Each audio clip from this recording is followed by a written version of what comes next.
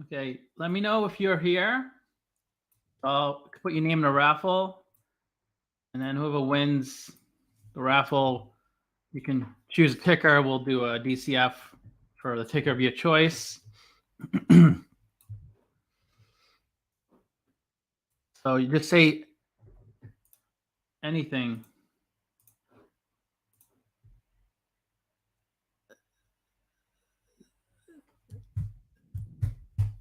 Dawood, Udar, welcome. We'll do a DCF. I did a really long video yesterday on energy transfer. So it was like 36 minutes. My usual videos are like 12 minutes. So, and I actually liked it. I learned a lot more that I got deep into. Girl from Vancouver, up north of me. I'm in Western California, so you're right above me. I just did a video on Invesco. That was a pretty long one. It's going to be maybe 20 minutes, not. How did you get that DCF? Yeah, I mean, I just did it myself, really. Of course, I did watch some videos. I can't remember the guy's channel, but some guy had a DCF and he kind of inspired me. So I kind of just copied his, but I combined other DCFs, like the ideas. But the DCF I have now is kind of like, it's totally different from what I started with because I've changed it so much. And I kept refining it, at least to what I thought made the most sense. And I actually like it. I think it makes sense. I mean, no one told me how to do like the way it works now. I didn't see it anywhere. I kind of like it just made the most sense to me. I mean, of course, everybody uses, when you discount, like we all do the same discounting. It's just kind of math. But the way I forecasted the revenue and use the average conversion of free cash flow to revenue and apply that to the future, that's kind of like my own creation. But please watch the video tomorrow on energy transfer. I put so much time into it. I spent almost all day yesterday doing it. And I think it's really good. Like I really get deep into all the financials, explain it. And I think there's a lot of value there. Of course, I spend like so much time on these videos and I hope to get 1,000 views and other people get like 1 million views. I see after a few days of their financial videos. But I guess comparison is the thief of joy. So you can't really compare yourself to others because you'll just be upset all the time.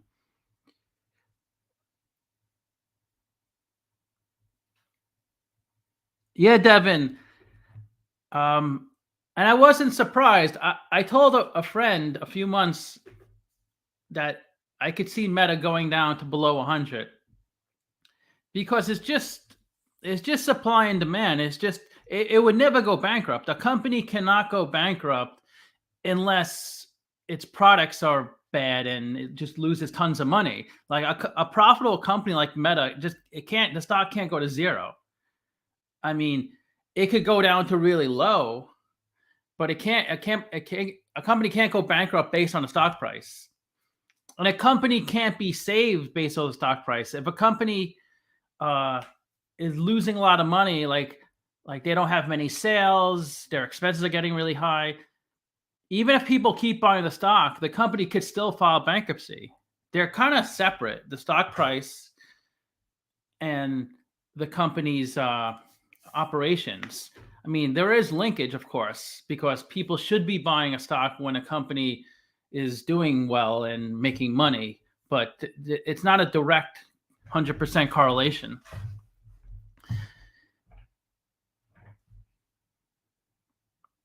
Yeah, ET is a MLP, Master Limited Partnership. Yeah.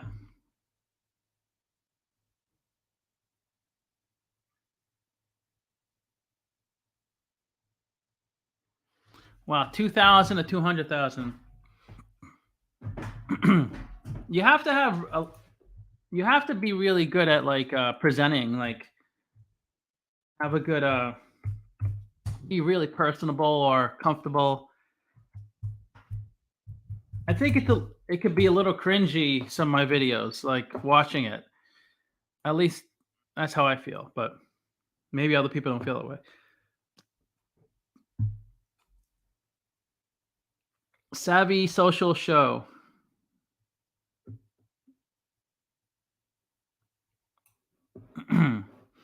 Yeah, so comment if you're here and we'll do DCF or donate.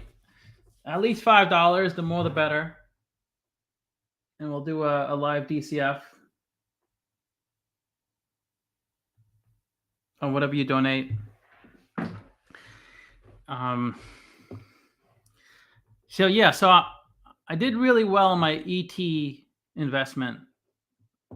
That's done the best in the past like year. Was it a year? Yeah, it's been a little over a year since I bought that.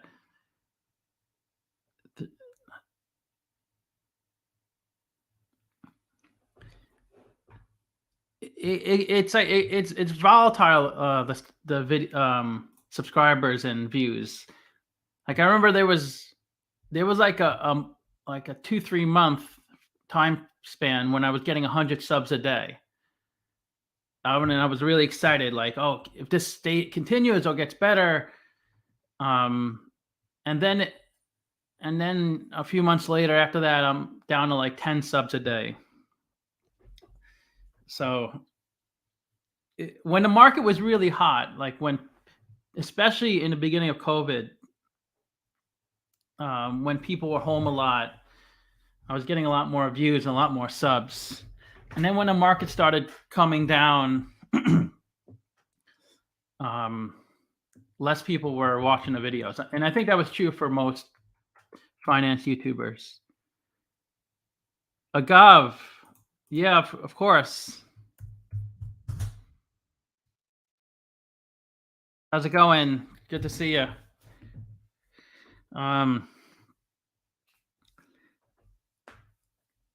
So what do you guys think? What I guess we could do a DCF if anybody wants to.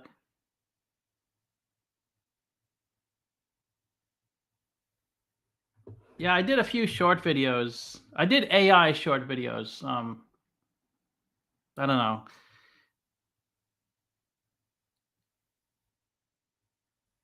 Yeah, I try to do trending.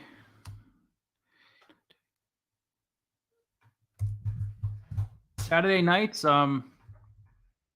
Is that when I used to do it? Saturday nights? I don't know. Yeah, I mean, I just at this point I just do it whenever I realize I have time to do it. But if more people want me to do it on a particular day or time, I'd be happy to. The thing is with evenings, if you live in well, I guess it depends what time of night. Because right now in Europe, it's probably like it's not too late, right? It's like 9 p.m. in Britain or London, because it's 8 hours. Yeah, so it's not too bad. It's hard to get good timing because if I do it in the evening my time, then all of like the rest of the world, especially Europe, they're sleeping. Um, Julian. Dex.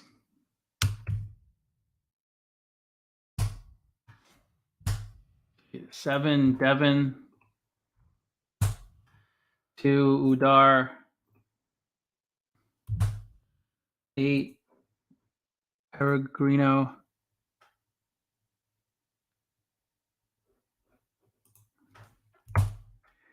3, Julian. Udar, pick a Jimmy. That's where I saw the video. That's where I started the model, my DCF from Jimmy. What his channel is something like Learn to Invest, right? He's really good. He's really smart. So Udar, pick a ticker, whatever ticker you want. I mean, I would love to team up with people like that. It's just he has too many subs. He's not really interested in like a small person like me. He doesn't really benefit at all. Because I did ask a lot of people if they wanted to go on a live stream with me, and most people don't want to. Neil, what's up? Long-time subscriber, Neil.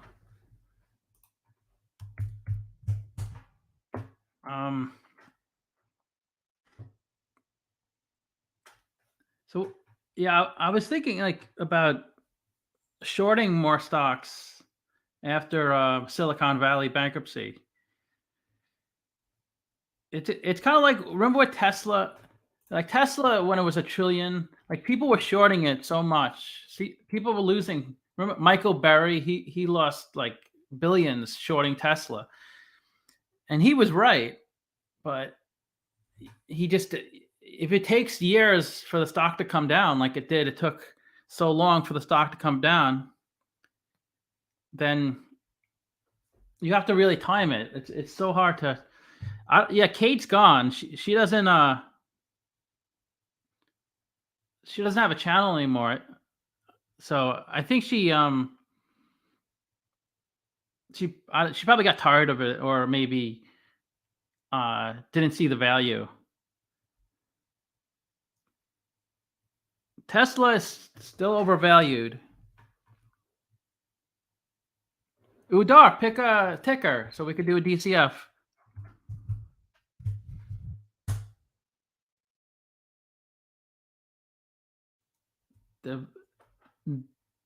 Devin, Udar, Neil. Yeah, lots of stocks are overvalued. It's so hard to figure out when is a good time to short, or when should I buy. But I mean, some stocks are just, look at Ferrari. I mean, they have hardly any sales, and their market cap is just because of that name.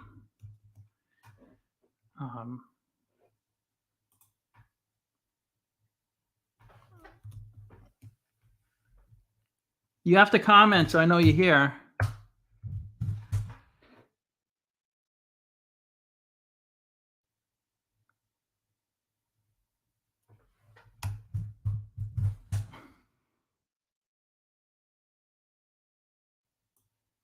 Yeah, Nvidia is overvalued.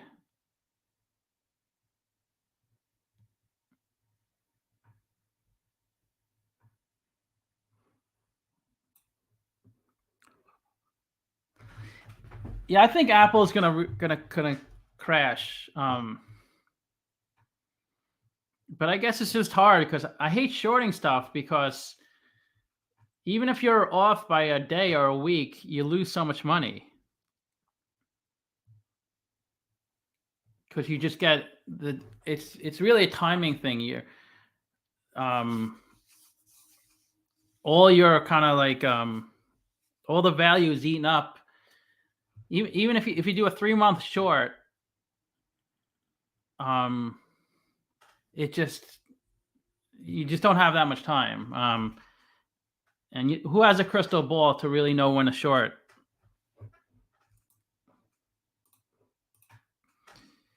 Okay, well, let's do another raffle. But yeah, feel free to donate. So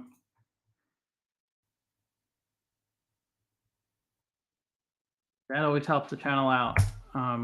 Savvy Neens. I wanted to short Meta to hedge myself,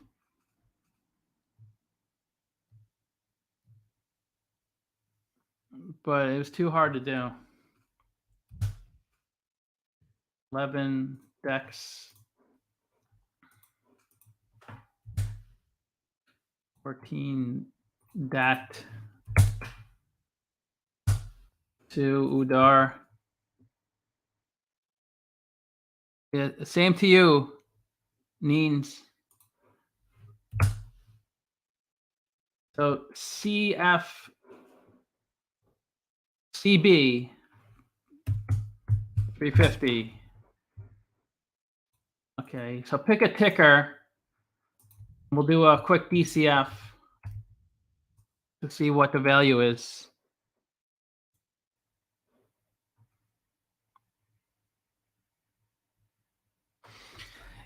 Yeah, I did get. I was consulting at some places here and there, and then I did get a job at some hedge fund, and I worked there for 7 months, but I quit 2 weeks ago. And now, and there's a company I've been consulting for, like doing their bookkeeping, like finance stuff. So I'm still there. I still go there a couple times a week.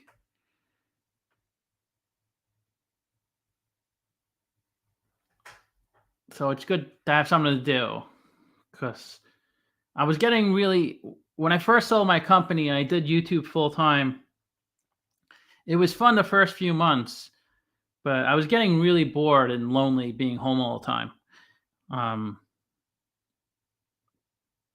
So then I got a job. Then I got different jobs like consulting or side things just to keep me busy. But it would be good to do this full time. I mean, I don't really make much money, which doesn't help. I guess if I made more money, I probably wouldn't work at all. QRTA.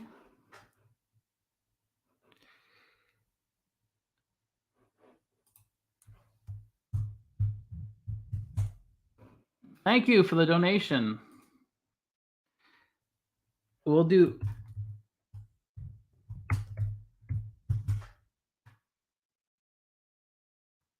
Yeah, Valet is a good company.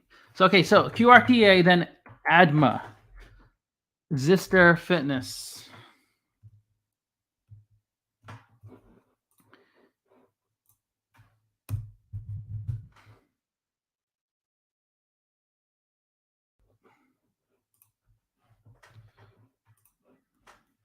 Sheesh, the whacks are getting really high, right?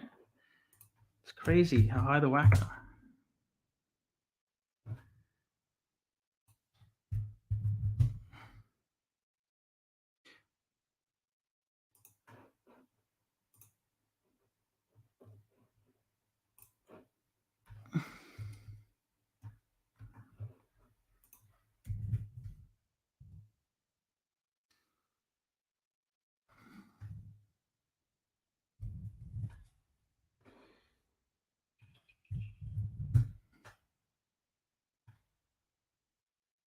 Yeah, commodity stocks are pretty. They're fairly safe investments. I mean, they can be a little volatile, especially if the demand for, like, if you catch it at the wrong time, it seems like you may never make your money back with a commodity. But it's always going to be around. It's not like a company where companies go bankrupt and go away. Commodities are always going to be, there's always going to be demand for like oil and gold and things like that. It'll never be obsolete.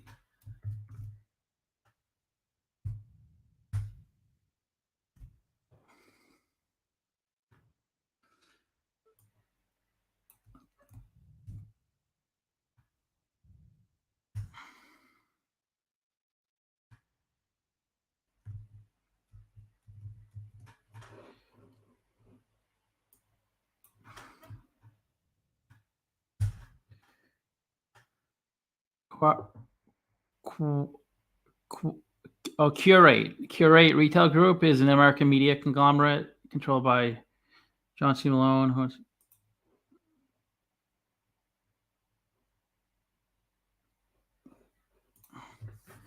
Hmm.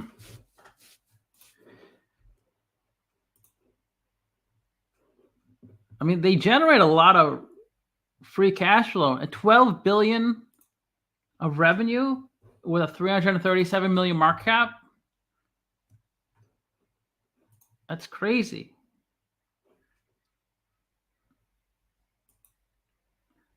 They must have a ton of debt. 7 billion of debt. That's quite a bit of debt. And 400 million of equity. So their debt to equity ratio is like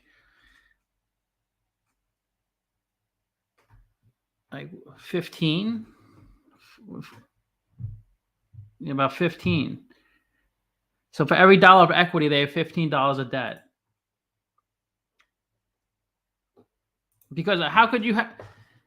Usually, like a price of sales of 1 is really, really good. That means your revenue equals your market cap if you have a price sales of 1. But they generate for 300 million of market cap and generating 12 billion of revenue. That's just nuts.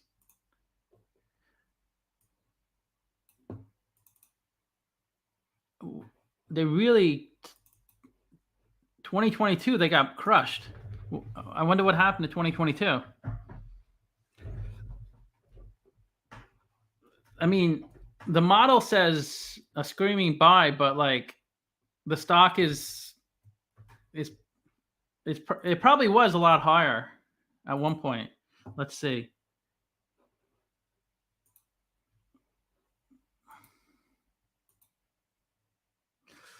Yeah. It was like 30. I mean, based on the numbers, it should be a lot higher. Like it was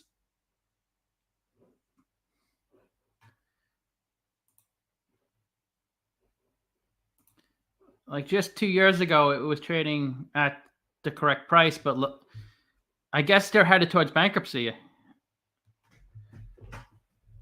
That's what it indicates. They're headed towards bankruptcy. But that's really interesting. I'd have to do a deeper dive into that one. I'm a little curious. I mean, it could be a diamond in the rough. It could be a great.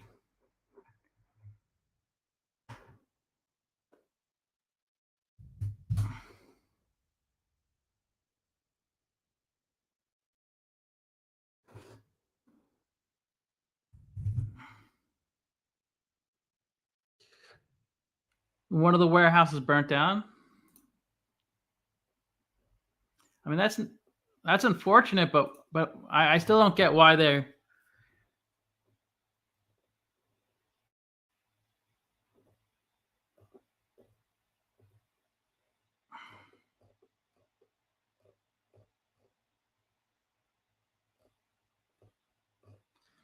This is gonna be hard to. There's no analyst looking at this stock.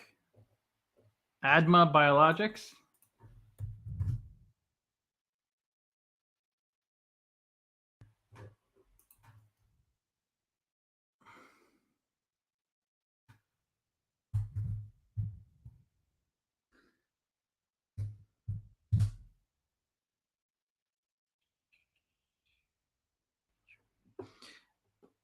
Yeah, right. Wouldn't they be insured? That's true, but if you only have 2 warehouses and one of them burns down, you might. It could take months to get back up and running. So that's a huge disruption.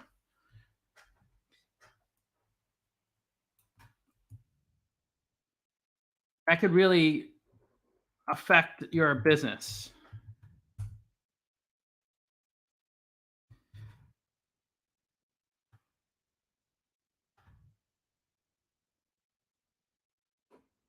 Because it's like imagine having a business.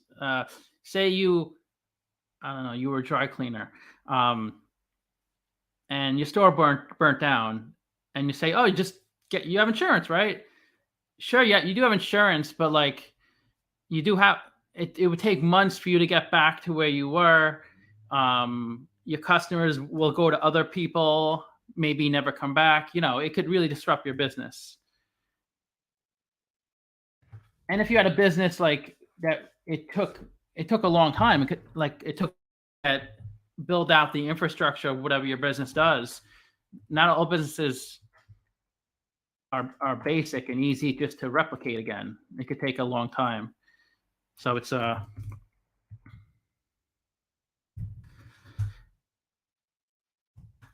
this might be a hard one to do. We can do our best.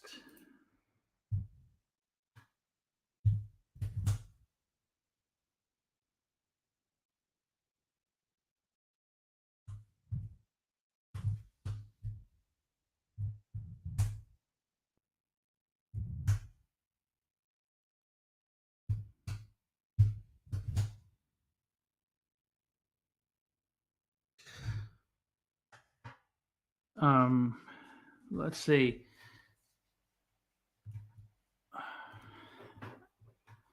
80 million of Adma Biologics. These type of companies, biotechnology companies, they're either like making nothing or tons of cash coming in.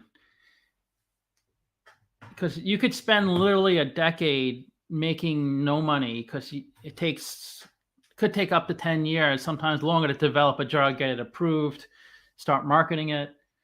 But if that does happen, you get FDA approval for a drug, and then you could start marketing it, and then you get it out there and people start buying it. It could be just like tons of cash flowing in. But it's a pretty high barrier to entry. It's not easy just to make money selling. What do they sell? Adma Biologics. Biopharmaceutical company committed to manufacturing, developing specialty plasma-derived products for the prevention and treatment of infectious diseases. So they focus on immune-compromised diseases, and they manufacture plasma-derived products. You still need FDA approval for this stuff. So DCF is kind of hard to do, as you can tell, because they don't really have much history. Like they only have 80 million of revenue, and they do have a small market cap, 750 million. But you don't know what their revenue is going to be once they have a commercialized product, a product that's in the market, that's being purchased by doctors or patients.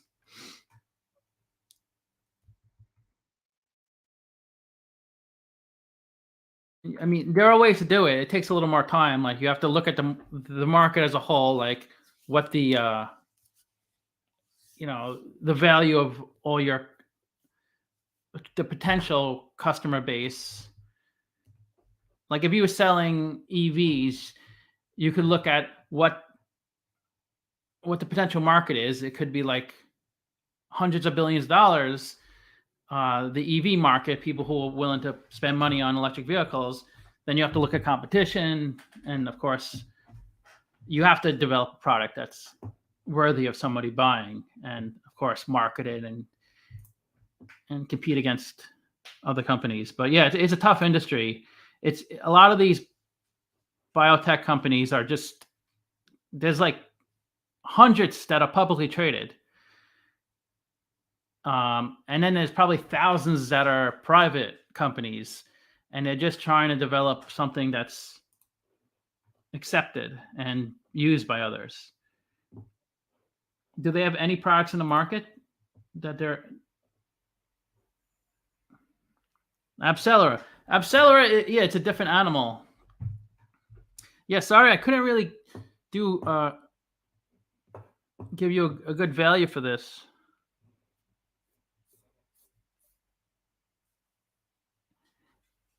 I mean, how much revenue? We could look. How much revenue do they need to justify the stock price? Let's say they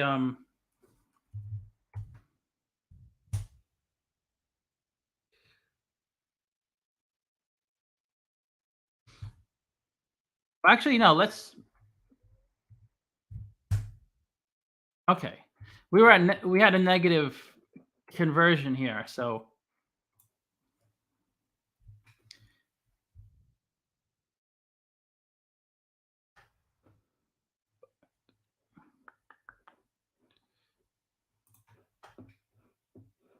let's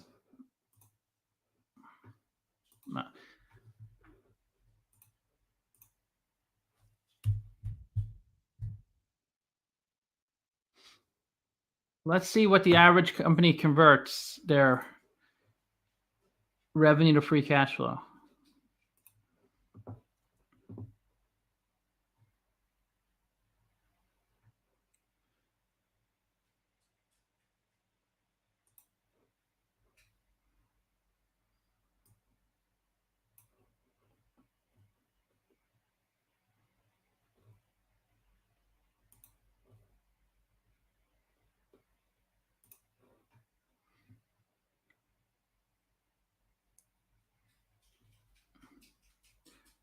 $400 million.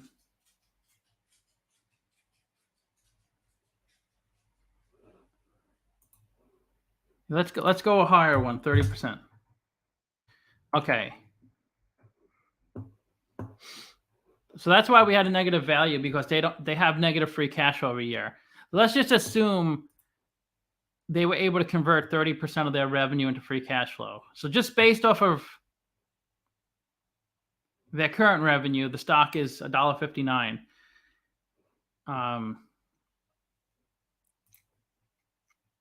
I'm assuming they're going to grow 10%. But like I said, a company like this can like grow 10x. Like they can have a product that's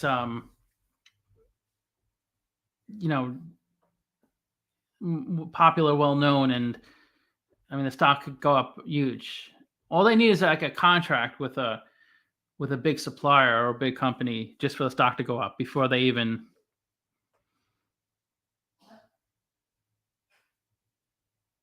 Wow, you got App Seller at 530.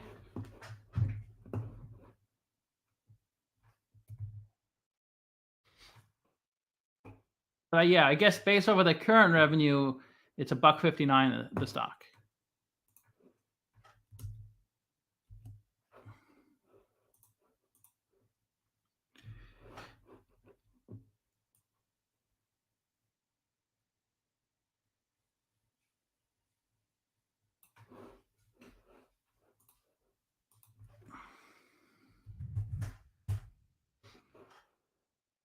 And feel free to donate if you wanted me to do another DCF.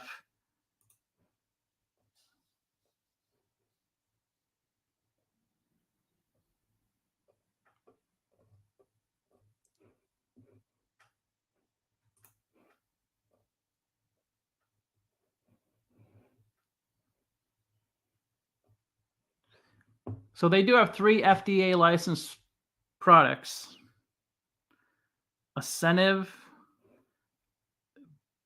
Bivigam,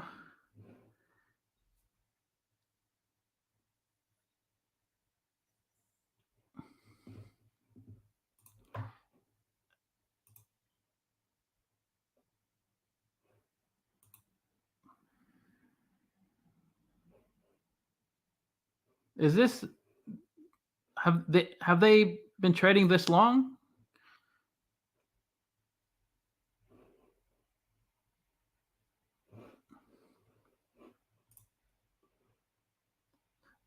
What chart are you referring to? You mean their revenue or their?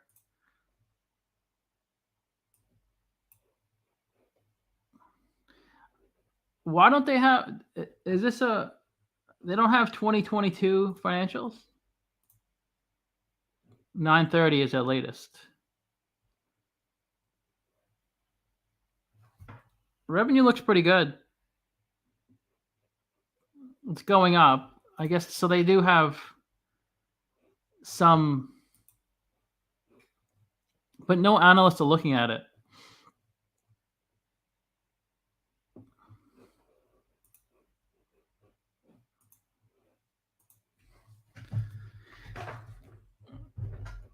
Yeah, I put 89.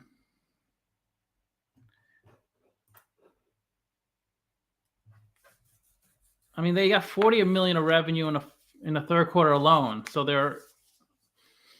it does look decent. Yeah. Oh, I did make an ADMA video. I don't remember.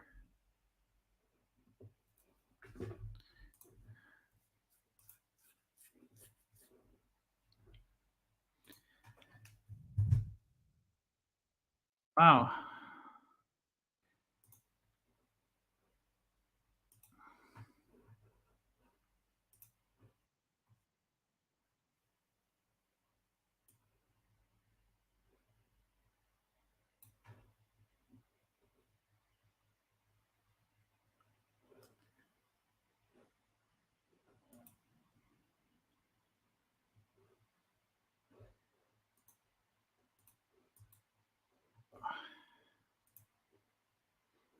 Okay, I wasn't too far off. It was 237. I said 383, and now they're at 337.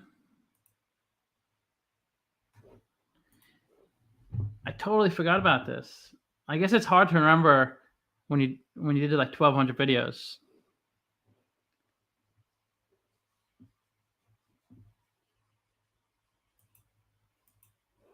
Yeah, this is old. This is 2 years ago.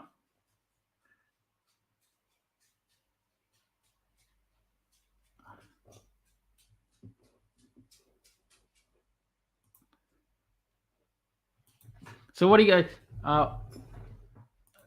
What about AI like Chat GBT?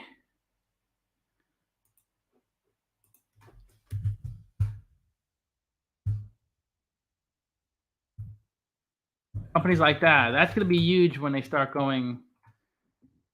trading.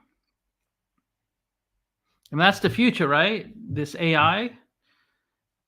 I use it. I use Chat GBT. It helps me name my videos. That's why the titles of my videos now they're a lot more descriptive than they used to be. It's from Chat GBT. Because it's hard to come up with like unique and creative things.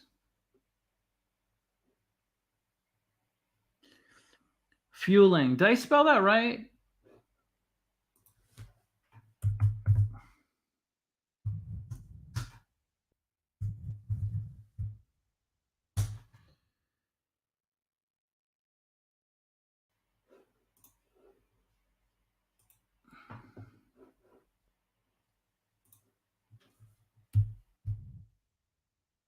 Fueling your portfolio. A dynamic dive into energy transfers. Energy transfers.